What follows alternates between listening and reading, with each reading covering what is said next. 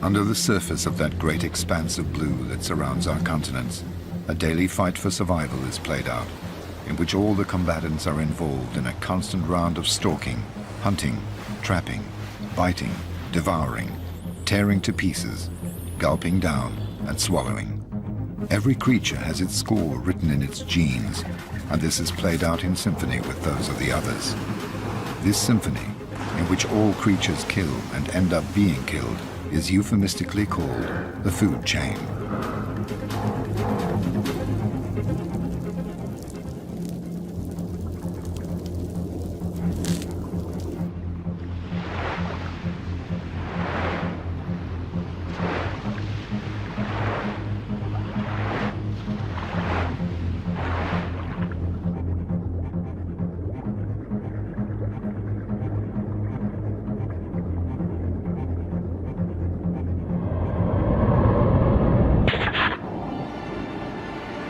In the Pacific, around the islands of Micronesia, lie shipwrecks that are witness to a war between humans.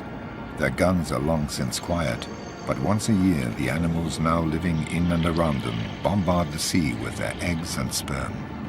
On the bridges of battleships haunted by corals, the funnels no longer emit smoke, but eggs.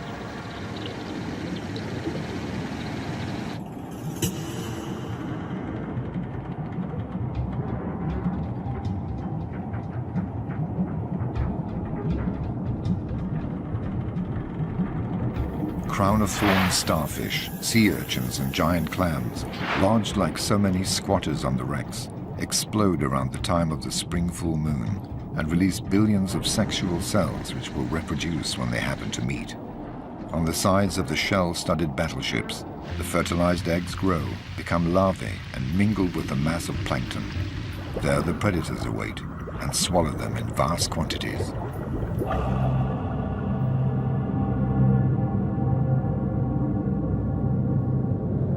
The largest of these has managed to move its 10-ton bulk here for this annual rendezvous, which promises to provide it with an orgy of plankton. This 18-meter giant, the whale shark, has come with its escort. Jacks take advantage of the hydrodynamic effect it creates to travel more quickly and without effort. They adhere to its lips in the hope of gleaning a few scraps of food.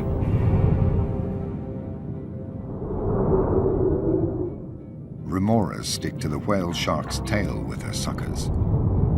They too are waiting for a few leftovers.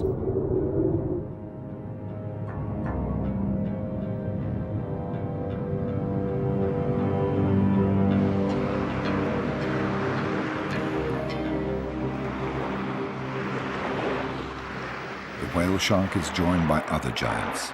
Their perception of the electromagnetic field and their age-old instinct has enabled them to make this annual journey at the same time every year.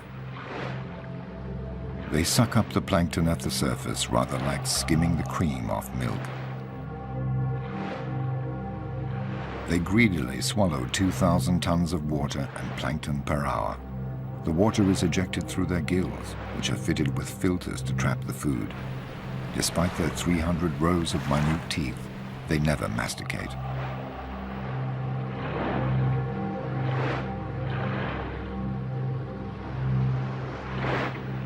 Their horizontal swimming enables them to feed continuously while clearing their filters of the excessive plankton.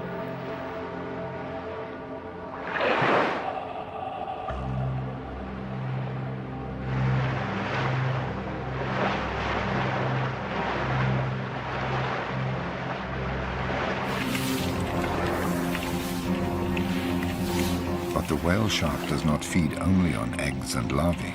It also sucks up anything that's small and has fins.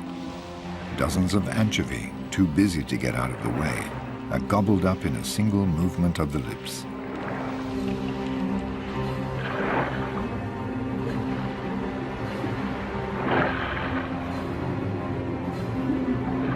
When the school of anchovy takes flight, the shark heaves itself back round towards it.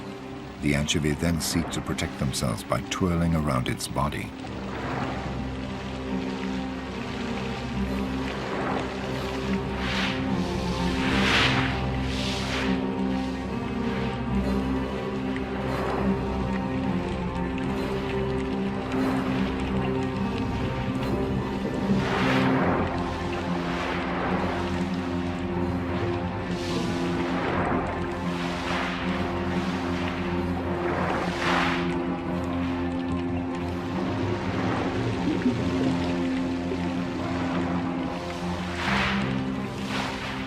Then the whale shark straightens up vertically, and in this uncomfortable position, herds the anchovy towards the surface, trapping them there so it can snap them up more easily.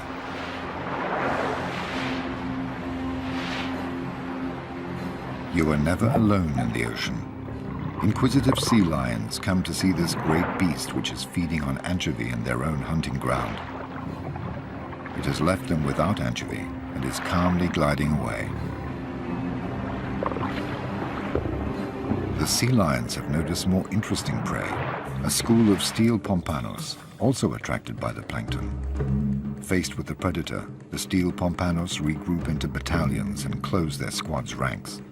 Like an army of immortals, lost in the mass, they seem invulnerable. The sea lion has a problem, focusing on a single pompano. In response to their zigzagging maneuvers, it counters by dividing up their battalion. Finally, it notices the fish that is having trouble keeping up with the rest.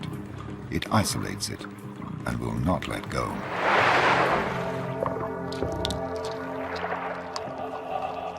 The sea lion, which has no hands to seize its prey or suitable teeth to tear it to pieces, breaks it up by hitting it against the surface of the water.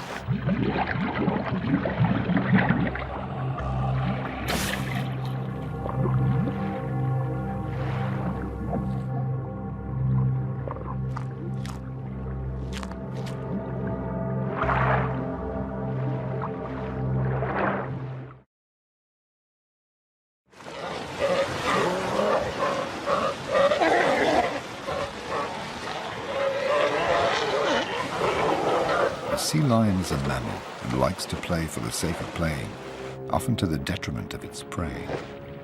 The turtle is a difficult prey since it has so many scales and a razor-sharp beak, so the sea lions tease it half-heartedly for a bit of fun.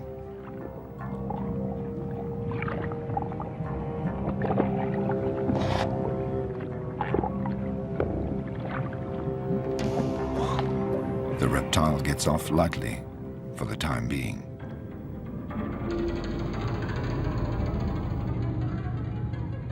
But fish also abuse the slippery surface of its shell to remove their parasites.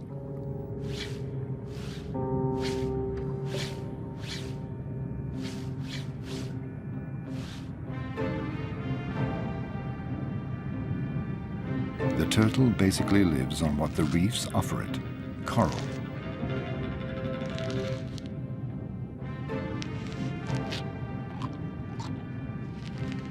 While it cleans the coral, the fish clean its shell.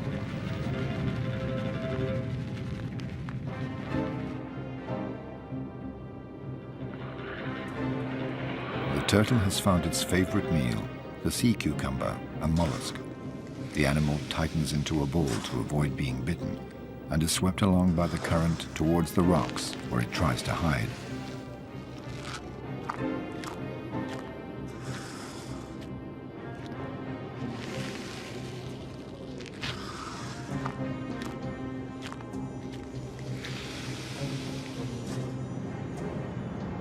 The turtle can migrate thousands of kilometers to feed or to find a mate. Coupling occurs on the surface. It's a procedure that takes time, and the turtles need to breathe.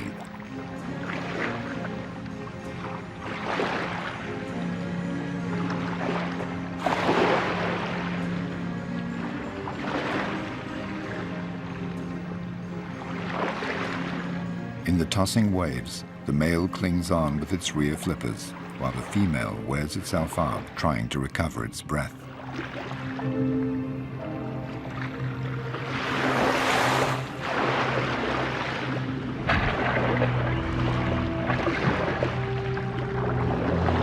The female will cross an entire ocean to lay her eggs. She will face 1,000 predators and will often have to break using her 4 flippers in order to avoid them. But she will always end her life in the mouths of scavenging sharks. At one of the summits of this food pyramid, one solitary predator reigns supreme, the tiger shark, king of the warm waters. Always on the lookout for food, the 6-meter-long predator glides along in coastal waters near oceanic islands. If it fails to find any live prey, This fin dustbin contents itself with picking clean the dead bodies lying among the reefs. The tiger shark, a veritable hyena of the seas, is a great eater, but none too fussy about what it eats. It does not discriminate and happily bites into everything. Large and small fish, manta ray, turtle, marine birds, sea lion, but also tin cans, boots, and even compromising papers belonging to one of Napoleon's spies. Anything that arouses its sensory receptors will provoke an attack.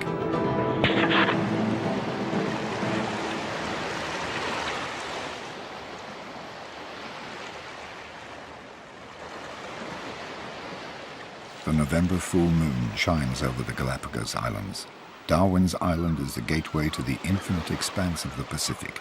10,000 kilometers of blue, of marine currents, storms, and deadly traps.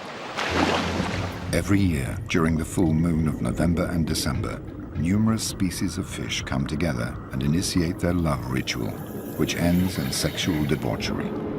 Male jacks, attracted by the smell of the pheromones released by the females, set about pursuing them, all against one. The males give up their pursuit as soon as the female has laid her eggs, and they have had the chance to fertilize them.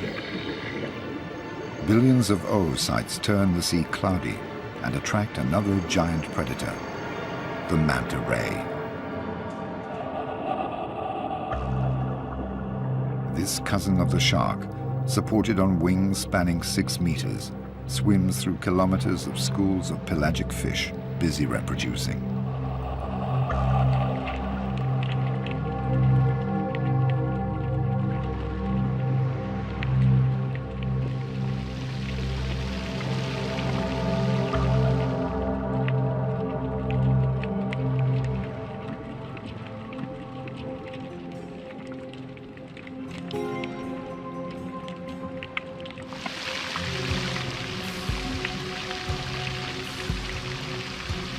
With its large mouth open, the manta guzzles down the eggs, rushing the groups of fish which close ranks. Side by side, the rays comb the sea, swallowing thousands of lives.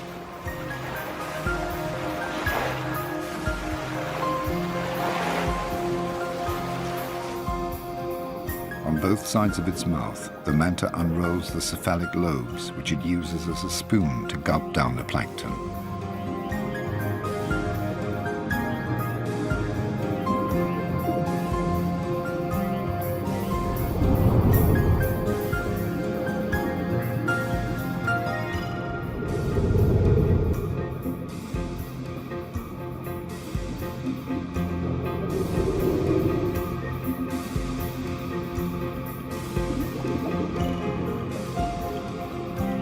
Attached by their suckers to the manta's back and belly, the remoras feed on food scraps and parasites. And on the remora's back, other parasitic fish bustle about and clean them in turn. Alongside the food pyramid, there is a cleaning pyramid.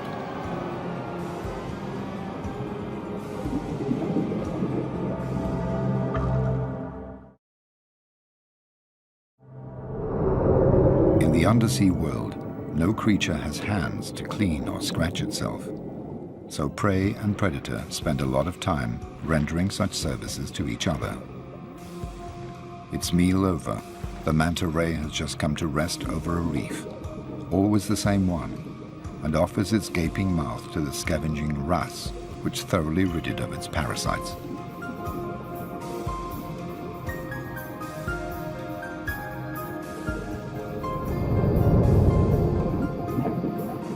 Here are the sea lions again, inspecting the manta ray's large unfurled wings with a view to turning them into a playground.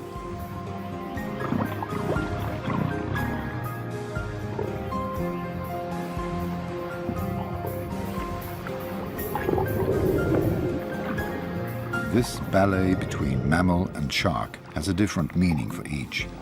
Only the sea lion is sufficiently developed to have a sense of play. It's having fun, while the manta is putting up with its antics. The sea lion discovers a new game, surfing.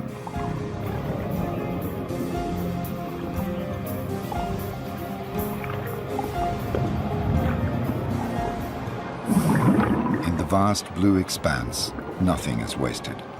The manta ray's excrement makes the remoras happy.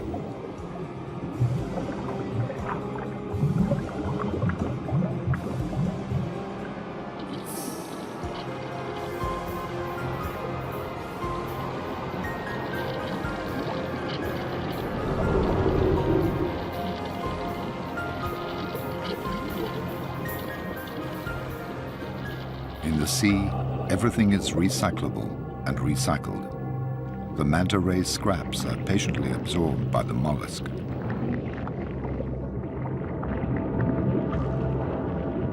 The mollusks suck up the food, grind it with their small teeth, detaching the particles and bringing them back to their oral cavity.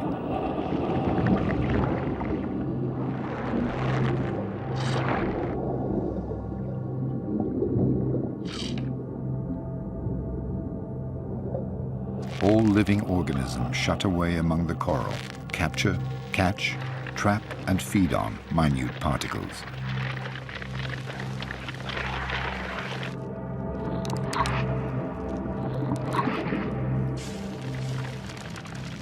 When life abounds in diversity, there is considerable interaction between animals and intensity of predation. Over the millennia, the animals invent new strategies for survival or capture.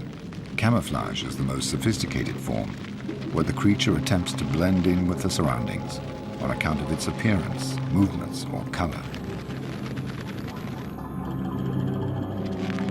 A crab carries an entire sea urchin in order to hide and to put off its predators. Other monsters lie in wait in the sand and only keep one eye above the surface.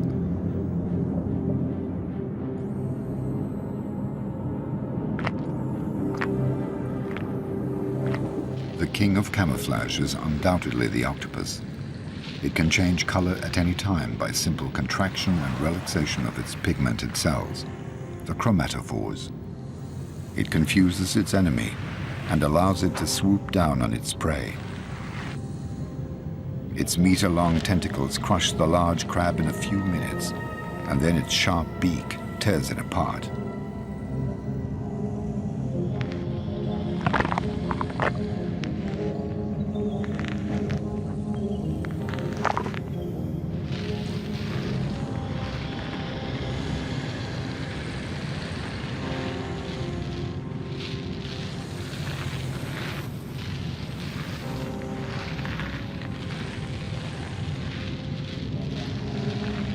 The octopus also has enemies, and they know when to surprise it. Today, this female octopus is building her nest to lay her eggs. As she has no bones, she can adopt any form and can slither into the smallest of holes. There she protects herself from predators by blocking up the hole with stones. Here she lays between 100,000 and 400,000 eggs and hangs them for 2 months in cocoons no larger than grains of rice. She carefully ventilates them by fanning a current of water around them until they hatch. While she's taking care of her future offspring, she stops feeding for 2 months and will therefore die as soon as they are born. But after 30 days, the water has suddenly got colder. This will delay the hatching of the eggs. The female is weakening fast. Will she live long enough to look after her eggs until they hatch? Driven by necessity, she makes the mistake of leaving her den to look for food. Her neighbors, the moray eels, which usually distrust her, sense that the balance of power has changed.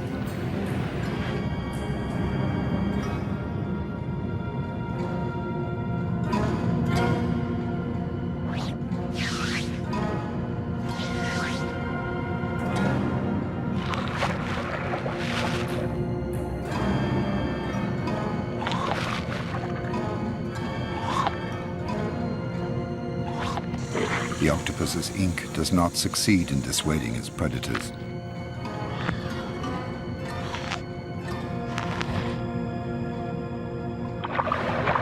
The moray eels do pirouettes, rather like crocodiles do, to tear off meat.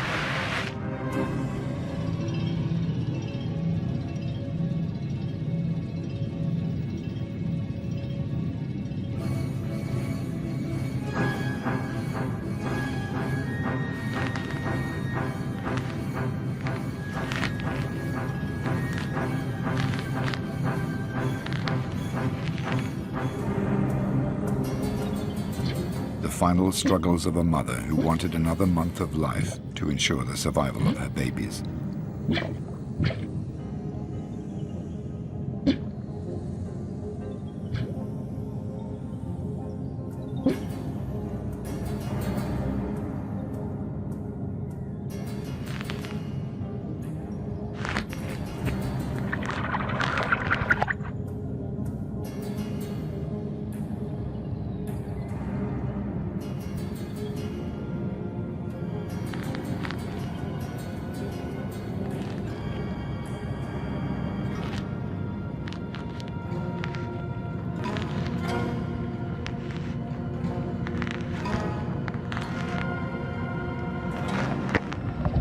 The female dies in one last cloud of ink.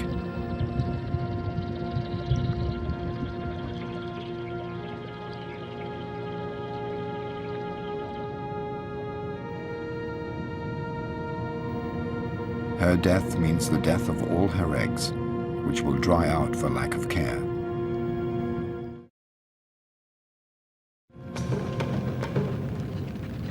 It's the time of the truth, a time when the prey cleans the teeth of the predator, who badly needs it.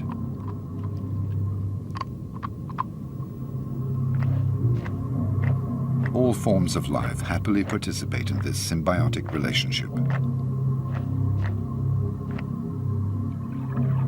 No nook or cranny is spared, even the most risky.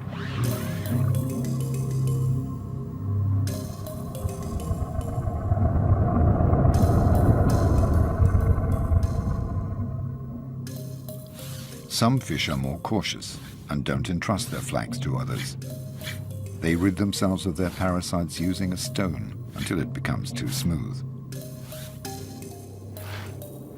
Or they use the coarse skin of the coral shark for their grooming.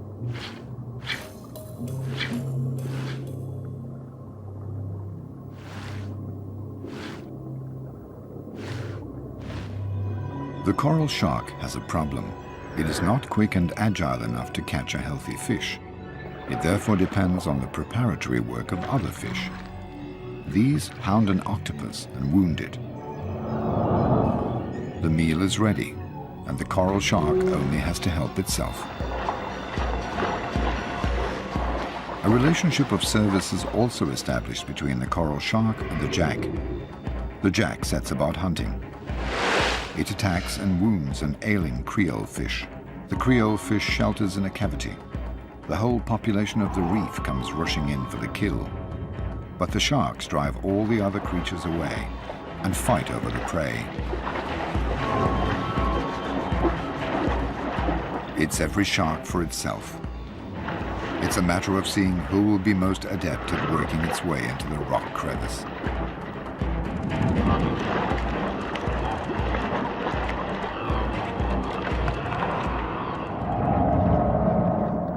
And then it's siesta time, some lying on top of others like lions, but minus the affection.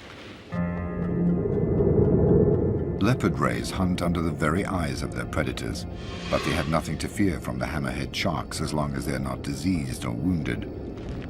They scan the floor with their nose, which is designed to detect crabs, shells, and mollusks. They dig to unearth them and take in sand at the same time.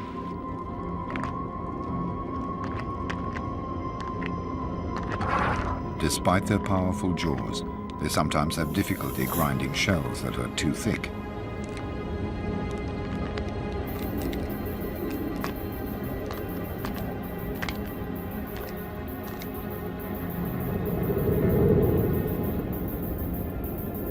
And soon the schools of leopard rays will cover the sea like so many stars carpeting the sky. It's time for the killer whale to try its luck. This mammal reigns supreme at another summit of the food pyramid.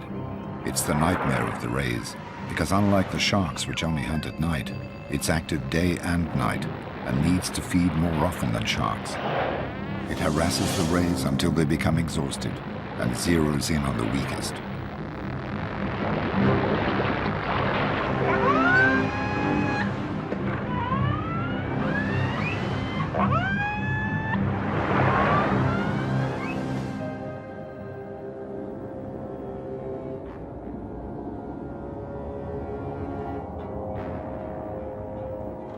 In the deep, night quickly takes hold.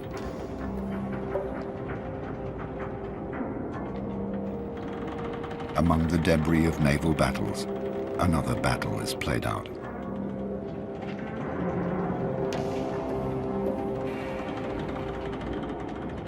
Oocytes, plankton and worms in all shapes and forms bustle about, grow and transform.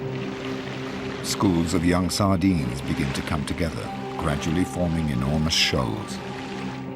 An army of cuttlefish moves into line and maneuvers to surprise them.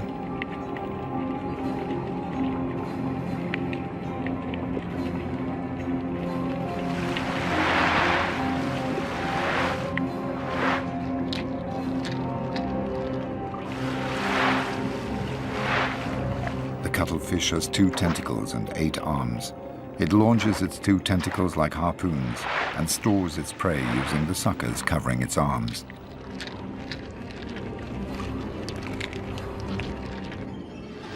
Sharks are also present. At night, the sea belongs to them. They're on the prowl to satisfy their appetite. All their prey know it, and they all lie low.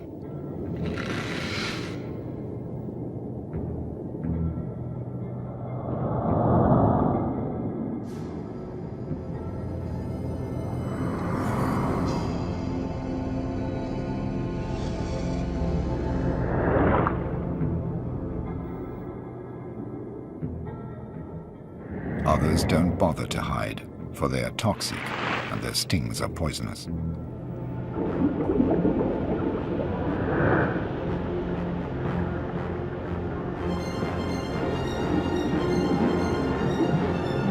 The sharks spread fear, track down hiding places, and hound those fish that panic.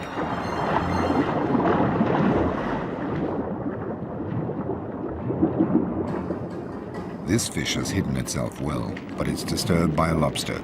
Its movements attract the attention of the pack.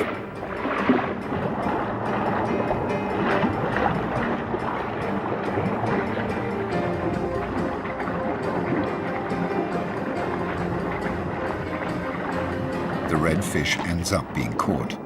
A parrotfish looks for a refuge.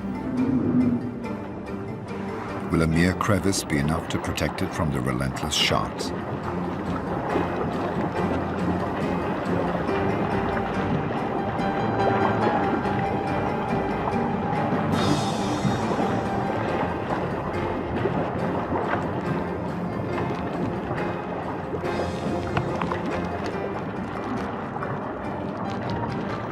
Parrotfish captured by the most skillful causes a frenzy.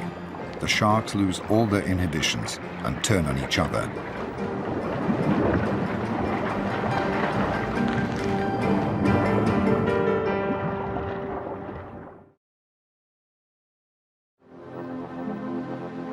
It's along the coasts of Chile and South Africa that the food chain appears in all its splendor. Cold currents trapped between the coasts and the continental shelf travel northwards where they mix with the warm waters. This cold current is rich in plankton and attracts schools of pelagic fish, such as sardines, which use it as their staple diet. Enormous shoals of sardines are formed, covering several hundred kilometers, and are driven by the cold current surging up the coasts toward the warm waters where they will breed.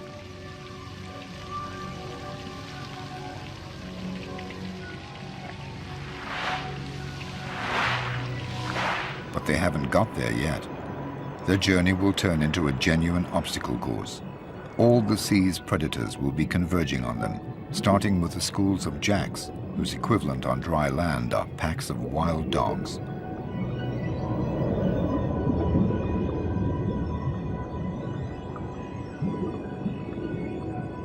Jacks are very ambitious when they're hungry. Their upper jaw contains an extra row of formidable canine teeth. They depend on their visual acuity, and so can only hunt during the day. The jacks start by forming a wall on one side, then a second wall on the other side. They channel the long ribbon of sardines, pushing the shoal to make it more compact. Then they divide it into sections.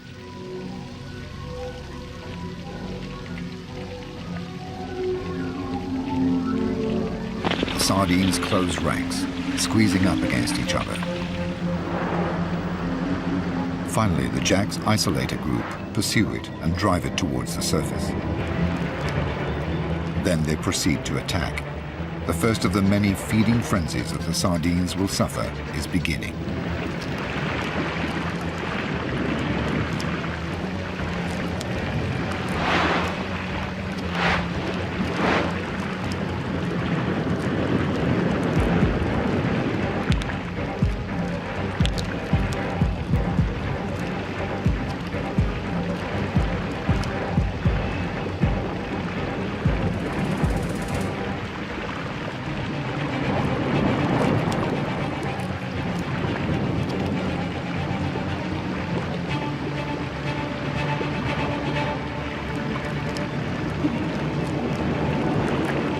The sea is suddenly awash with millions of scales and pieces of flesh. These attract manta rays, which devour the particles.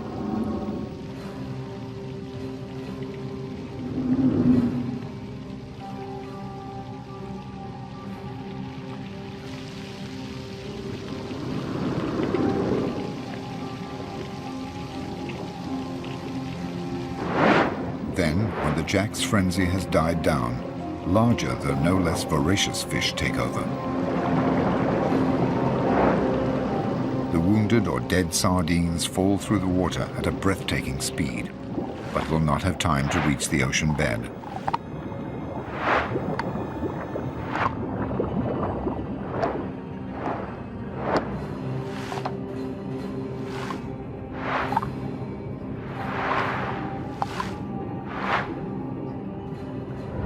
Finally, black-tipped sharks, as always, gather up the remains of the work of others.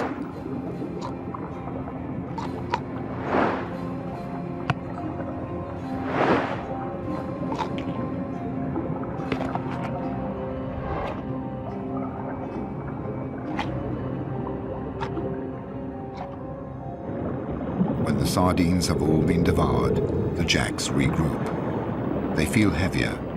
They digest, and it's their turn to be vulnerable as they close ranks again. They have sensed the threat of their predator, the bottlenose dolphin.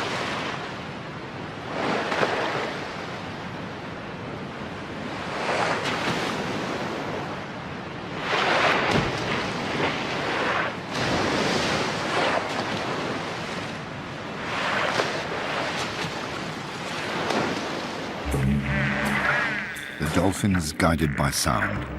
It sends sound signals which hit the fish and bounce back to its lower jaw in the form of images. Once it has seen a jack that is weaker than the others, it doesn't let it go. The jacks have no other defense but to scatter.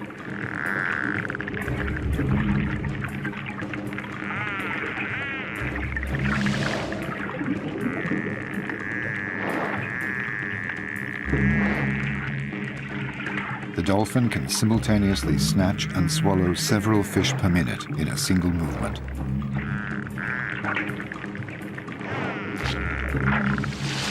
After 6 minutes, the bottlenose dolphin has to return to the surface to breathe. The enormous school of sardines continues its progress northwards. All the sardines are the same size and the same age. The ones at the front are better fed and can get oxygen more effectively, but they tire quickly and they're in the front line, and so more likely to be eaten by predators. And these predators, common dolphins, have come from far away, attracted by the high-frequency sounds emitted by the school of sardines. Dolphins have a very keen sense of hearing when they're hungry. Some 10,000 of them cross the dark and cold waters to pounce on 1 billion sardines.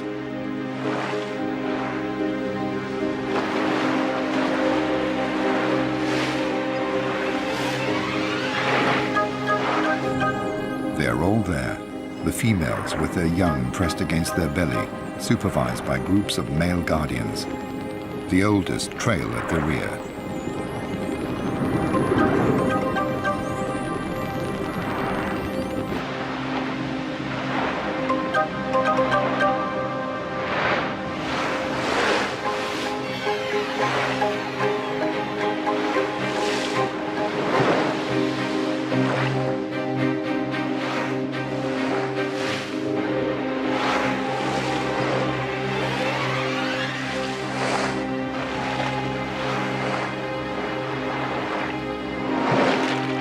They all have a voracious appetite. They communicate their enthusiasm and fine-tune their hunting strategy. The well-organized dolphins dive under the shoal of sardines and push it up towards the surface. All they have to do now is open their mouths and help themselves.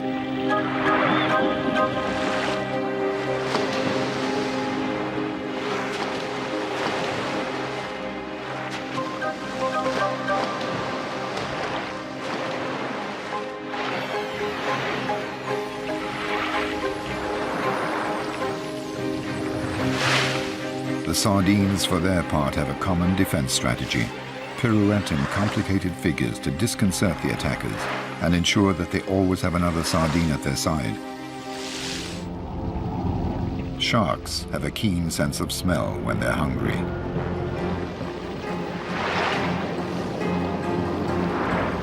Unlike dolphins, sharks don't live in a cohesive social structure. It's every shark for itself.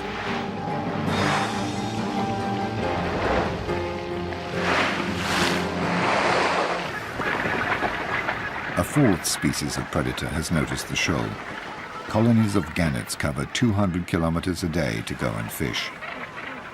The gannet has very keen eyesight when it's hungry. From above, it sees the school of sardines that has been pushed up near the surface by the dolphins, and which is now increasingly compact. The gannet floats like a buoy, so it has to dive at 100 kilometers an hour in order to pierce the surface of the water. At the last moment, it folds back its wings to avoid smashing them, thus creating a hydrodynamic form.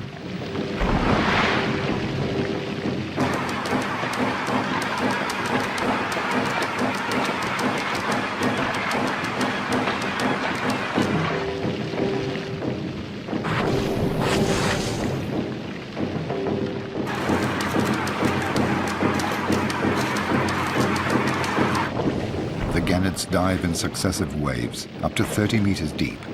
Sometimes the shoal manages to place itself beyond the reach of the birds' beaks, and the gannets tire.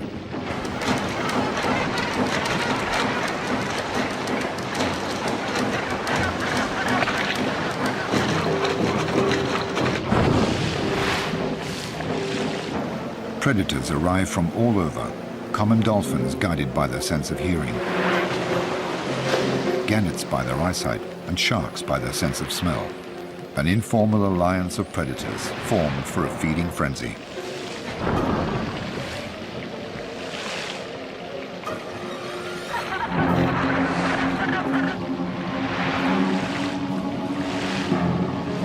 And soon the greatest predator will make its presence felt, the bride whale.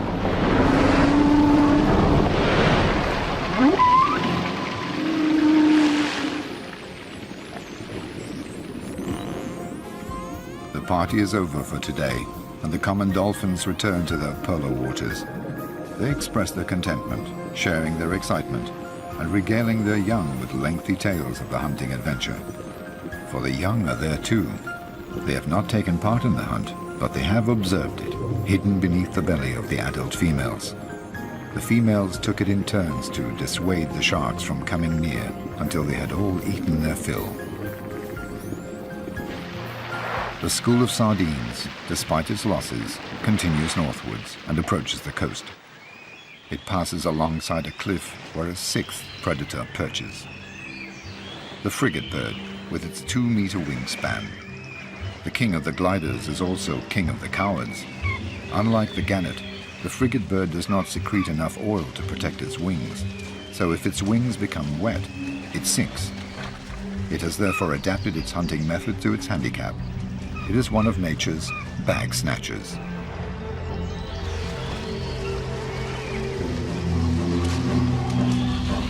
Under the water, the sharks jam an isolated school of sardines up against the surface to finish it off.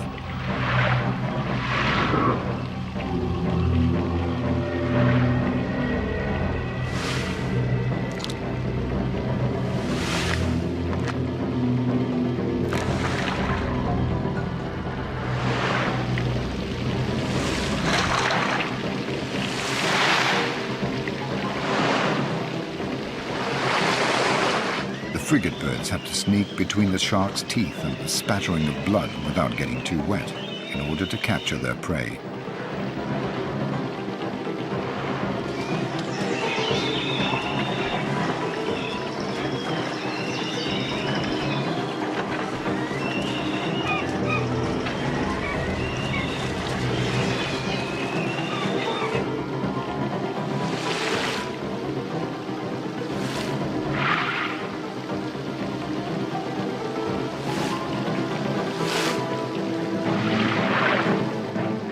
When one of the frigate birds captures a sardine, all the others hurl themselves onto it to get their share.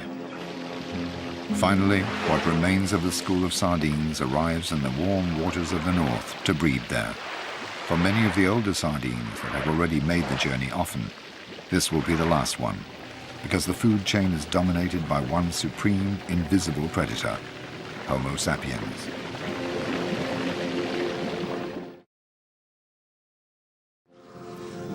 The overly warm waters, the stress created by the predators, and asphyxia due to the sardines' compact formation have caused collateral damage.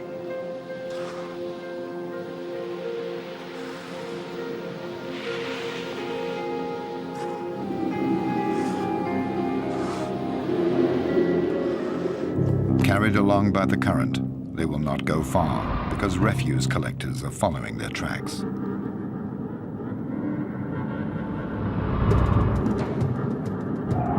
The cleaners of the seas work furiously at emptying every reef and every crevice. They are so excited and overworked that they become clumsy.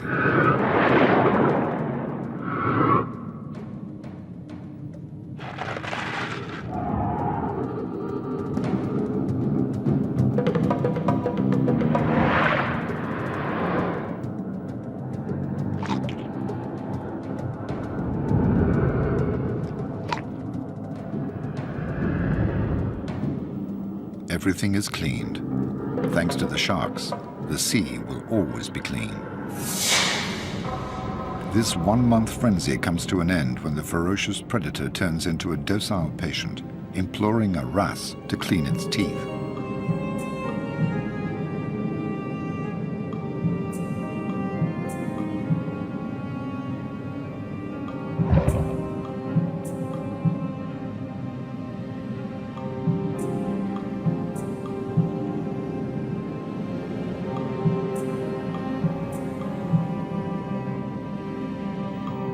Its body is so tense above the reef that it forgets to swim and risks sinking.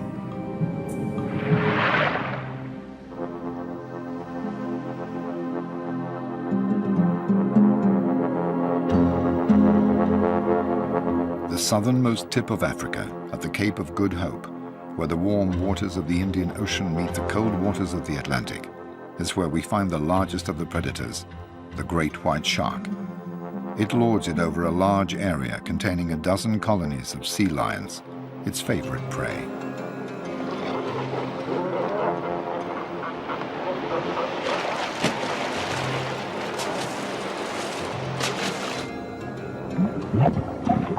The sea lions frolic about in the kelp, which they take the opportunity to gulp down in order to fill up with vitamins.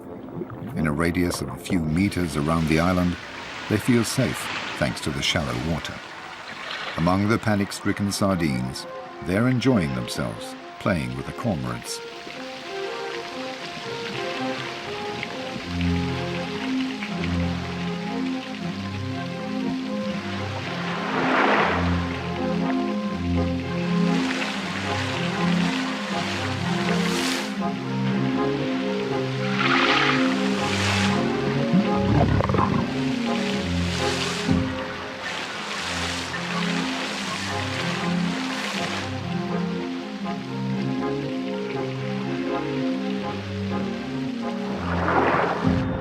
A few meters away, the great white sharks are patrolling, waiting for a sea lion to get carried away with the game and make a mistake.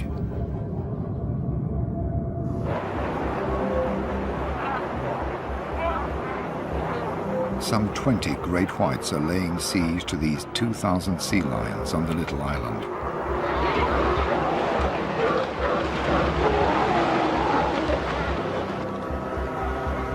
The island is a fortress surrounded by a circle of death.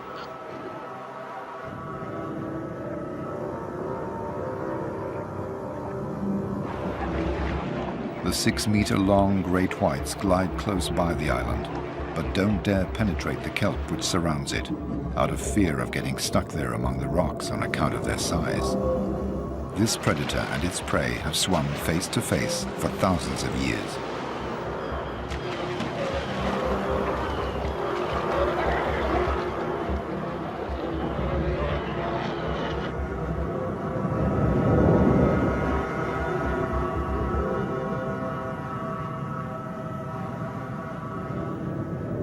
But in order to go and look for food in the sea lions have to take the risk of crossing the circle of death.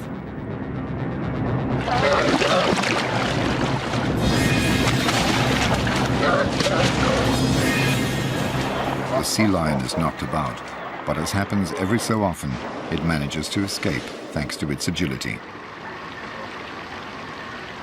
Back to the school of sardines. Surviving fragments are returning to cold water.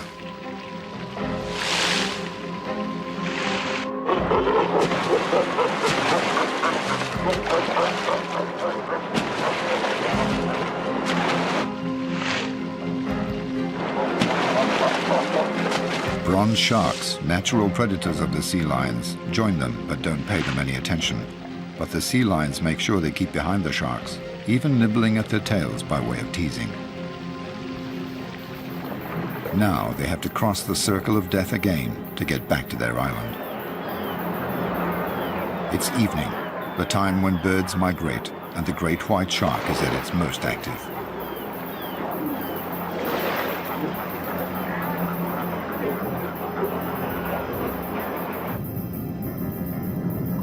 For their part, the sea lions are tired after their long journey and are less vigilant.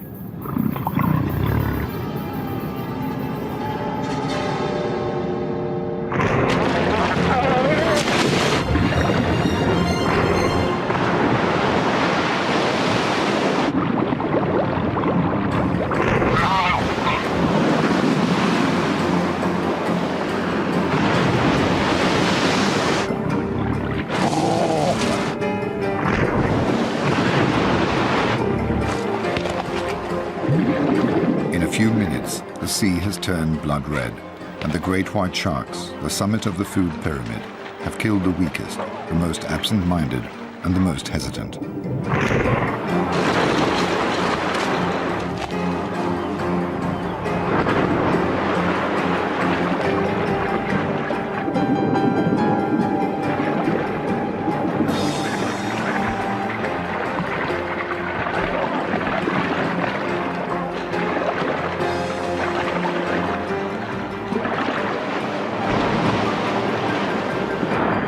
Over the course of thousands of years, each animal in its own way has brought about a natural selection amongst its prey. It has enabled its species to reproduce only its best elements in order to survive, evolve, adapt, and become stronger. In the sea, as on land, failure to adapt leads to extinction.